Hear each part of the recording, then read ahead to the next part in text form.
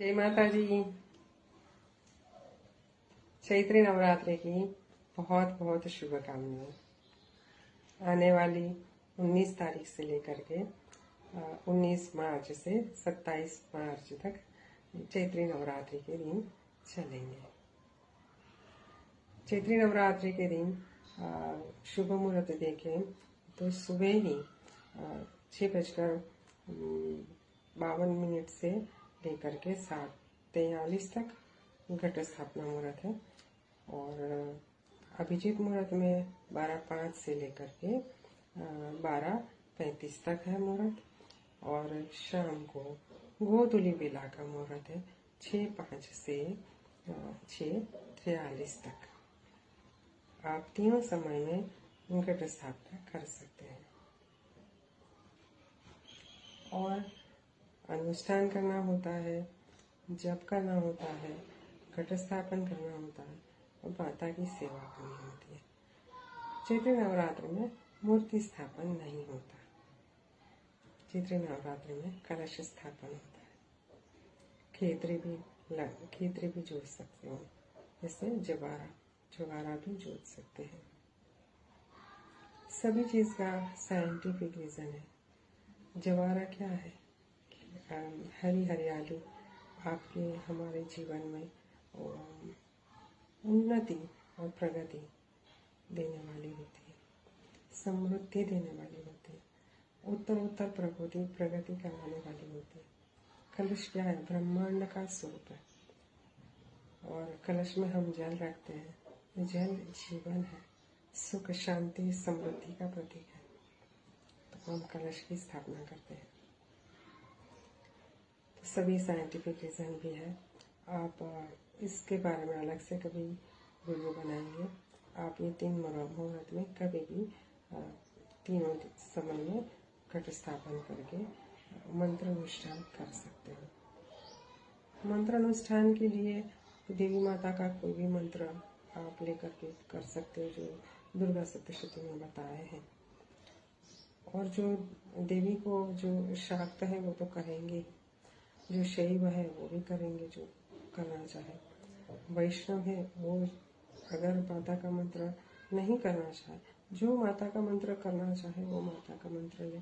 जो जिस पूजा पद्धति को, जिस इष्ट देव को मानते हैं उन्हीं का मंत्र भी कर सकते हैं। आप वैष्णव हो तो भगवान विष्णु का, भगवान राम जी का, कृष्ण का वो मंत्र भी आप जप कर सकते हो।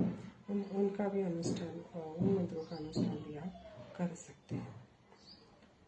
ऐसा नहीं कि देवी नवरात्रि है तो देवी माता का ही मंत्र लेना, ऐसा नहीं होता। लेकिन हाँ ये है कि अक्सर नवरात्रि में सारे लोग देवी मंत्र ही जप करेंगे तो वायुमंडल में एक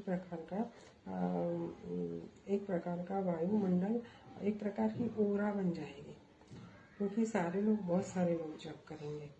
और महान ऋषियों जो स्थित है, तो तपस्वी जो हमको दर्शन भी नहीं देते, जो शरीर से सूक्ष्म शरीर में रहते हैं, वो सभी ये इन दिनों में तपस्या, साधना, मंत्र, जप, आराधना, अनुष्ठान करेंगे। तो अपने अपने हिसाब से, अपनी अपनी योग्यता के अनुसार, जिनकी महान योग्यता है वो अपने ढंग से और हम हमारे अपने ढंग से, पर करेंगे सब। तो जो करेंगे तो वायुमंडल में एक अलग ही प्रकार की ओरा देवी माता की बन जाएगी।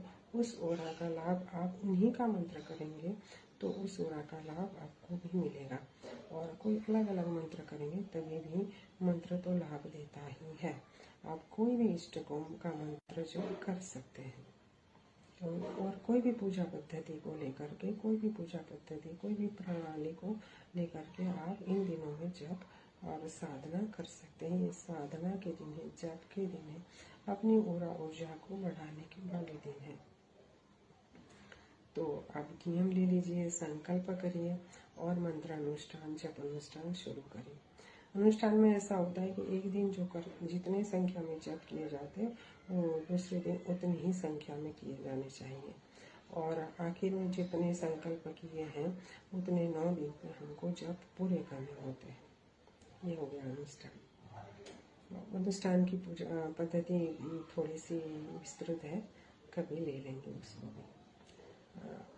तो ये माला अलग अलग माला से, जैसे लाल चंदन की माला, रक्त चंदन बोलते हैं, चंदन की माला, रुद्राक्ष की माला, स्फटिक की माला से आप जप कर सकते हैं। ये हो गया।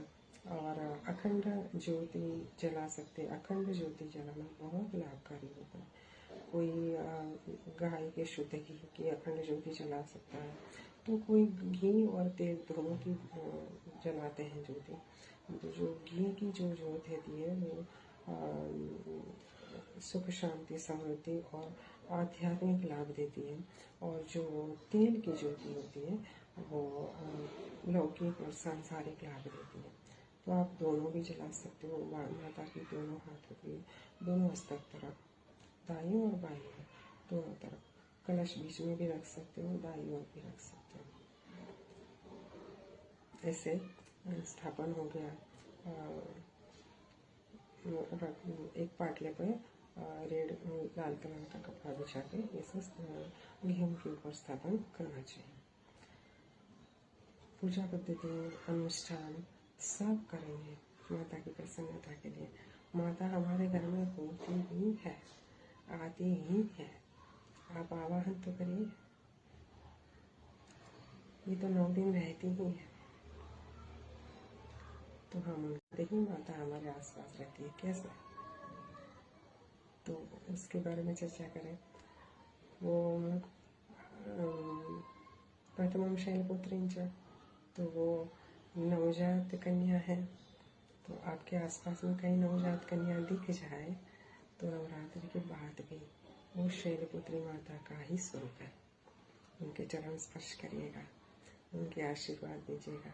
देखना आपका आप धन्य धन्य हो जाएंगे। द्वितीय ब्रह्मचारिणी, तो आपके आसपास कहीं किशोरी कोई कन्या दिख जाए तो उनके चरण स्पर्श करिए और उनके कोमल कोमल हाथ आपके मस्तक पे धरिए। वो बहुत आशीर्वाद देगी। वो ब्रह्मचारिणी माता का स्वरूप ही है। तृतीयम चंद्रघंटे की, जो नवविवाहिता है वो चंद्रघंटा माता है। उनका चरण स्पर्श, देखिए यहाँ सावधानी है। चरण स्पर्श तो करना है, लेकिन माता के चरणों को स्पर्श नहीं करना। उनके चरणों से 2 उंगल दूर पृथ्वी को स्पर्श करते हुए चरण स्पर्श मान लिया जाता है। हमारे शास्त्र में मर्यादा सिखाई है, तो हम उस मर्यादा का पालन करते हुए नवविवाहिता कहीं भी माता आपके आसपास दिखे तो ऐसे उनका चरण स्पर्श, उनके चरणों से 2 उंगल दूर पृथ्वी को स्पर्श करते हुए चरण स्पर्श करिए, उनका आशीर्वाद लीजिए। चतुर्थ कुष्मांडा, कुष्मांडा माता जो सारी सृष्टि को उन्होंने अपने गर्भ से पैदा किया है। जो गर्भवती माता है आसपास कहीं दिखे जाए नवरात्रि के बाद भी, तो उनके चरण स्पर्श करिएगा। वो सृष्टि का सर्जन करने वाली माता कुष्मांडा माता का स्वरूप है। वैसे ही उनके चरण स्पर्श करिए। धरती को स्पर्श करते हुए उनके चरणों से 2 उंगल दूर। हमारी संस्कृति है, हमारी संस्कृति में संयम और मर्यादा सबसे पहले सिखाया है। तो ये जो गर्भवती माता है वो कुष्मांडा माता का स्वरूप है। पंचमम स्कंद माता, जो अपनी गोद में लिए हुए माता कार्तिकेय की माता है, अपनी गोद में बच्चे को लिए हुए हैं, बालक को लिए हुए हैं, वो हमारी स्कंद माता है। आपके आसपास में कहीं बच्चे को गोद में लिए हुए माता मिल जाए तो वो स्कंद माता का स्वरूप है। उनके चरणों का स्पर्श करिएगा। वैसे ही धरती को स्पर्श करके उनके चरणों से 2 उंगल दूर उनके आशीर्वाद लीजिए। उनकी सेवा शुश्रूषा उनके मन के अनुसार अनुकूल करिएगा, आपको बहुत आनंद मिलेगा।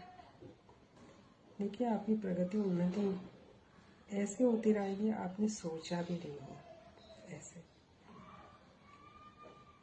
षष्ठमम कात्यायनी, कात्यायनी माता क्या है? अपने पति के लिए व्रत तप रखती है। अपने पति की प्रसन्नता के लिए, उनकी लंबी उम्र के लिए, उनकी उन्नति के लिए जो माताएं व्रत रखती हैं, वो माता कात्यायनी का स्वरूप है। जो करवा चौथ रखती हैं, वट सावित्री व्रत रखती हैं, जो केवड़ा तीज रखती है, कजरी तीज रखती है, पति की लंबी उम्र के लिए, पति की उन्नति के लिए, प्रगति के लिए, पति के संकल्पों को पूरा करने के लिए जो माता व्रत रखती है, वो सारी माताएं कात्यायनी का स्वरूप है। माता कात्यायनी का स्वरूप है। उनका चरण स्पर्श करिएगा, वो वैसे ही धरती को स्पर्श करते हुए उनके चरणों से 2 अंगुल दूर उनके आशीर्वाद लीजिए। बहुत बहुत प्रगति होगी, आपकी बहुत उन्नति होगी। आप करके देखिएगा।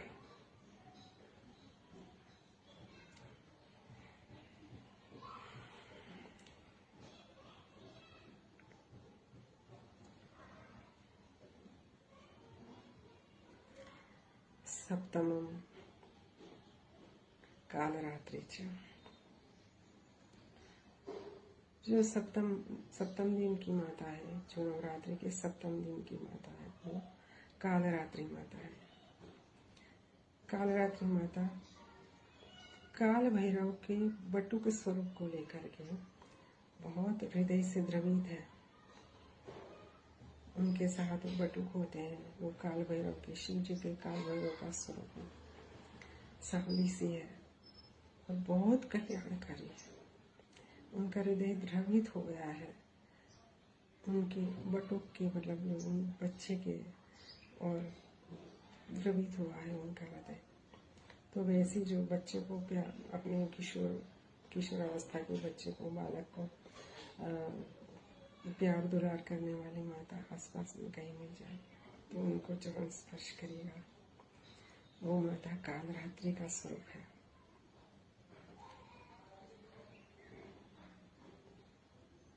अष्टमम महागौरी। महागौरी माता बहुत ही सुंदर है, सर्वांगी सुंदर है, गौरी है, और उनका स्वरूप बहुत कोमल और अवर्णनीय उनकी सुंदरता है। वैसी कोई माता आपको मिल जाए विवाहिता, तो उनके वो माता महागौरी का स्वरूप है। उनका चरण स्पर्श करिएगा, वो वैसे ही धरती को चरण स्पर्श करते हुए, धरती को स्पर्श करते हुए उनके चरणों से 2 अंगुल दूर। माता में जो बहुत बहुत सुंदरता है, उनके जैसे सुंदर इस दुनिया में कोई स्त्री ही नहीं होगी। वैसे सुंदर माता, आपको वैसी कोई स्त्री सुंदर मिल जाए, आपको लगे कि सबसे सुंदर है, तो वो महागौरी माता का स्वरूप है। उनका चरण स्पर्श करिएगा, आशीर्वाद लीजिएगा। नवमम सिद्धिदात्री। नवमी जो माता है, नवरात्रि के नवम दिन की जो माता है, वो सिद्धिदात्री माता है। सिद्धिदात्री माता हमारे आसपास कहाँ है? सिद्धिदात्री माता अर्धनारीश्वर परमात्मा का, जो भगवान शिव जी का अर्धनारीश्वर स्वरूप है, उसमें जो आधा अंग माता का है, वो सिद्धिदात्री माता है। मतलब आपके आसपास में ऐसी कहीं कोई माता मिल जाए जो पति के साथ कंधे से कंधा मिलाकर चलने वाली हो, चाहे धनोपार्जन में हो, अर्थोपार्जन में हो, अध्यात्मोपार्जन में हो, धार्मिक कार्य में हो, सामाजिक कार्य में हो, और या तो आध्यात्मिक कार्य में, होम हवन में, कहीं भी पति के साथ हमेशा सतत खड़ी रहने वाली हो, वो अर्धनारीश्वरी माता है, वो सिद्धिदात्री माता है।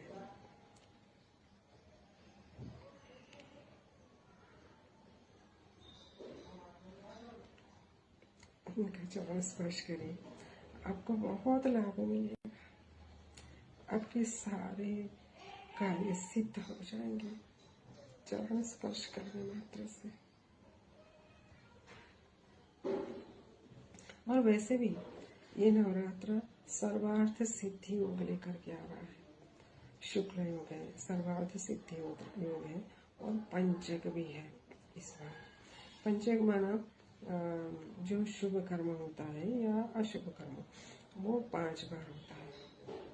तो ये शुभ दिनों में नवरात्रि के दिनों में पंचक हो रहा है। इसका मतलब आपके अगर इस बार आप नवरात्रि करते हो, जब ध्यान साधना अनुष्ठान करते हो और आपको लाभ होता है, तो आपका जो लाभ है वो 5 बार गिना जाएगा, 5 बार गिना जाएगा। तो आप इसको करिएगा और खूब खूब खूब आनंद पाइएगा और सारे संकल्पों की पूर्ति करने के लिए जो ये समय आया है उसका सदुपयोग करिएगा। धन्यवाद। चैत्री नवरात्रि की बहुत बहुत बहुत शुभकामना। धन्यवाद। जय माता जी।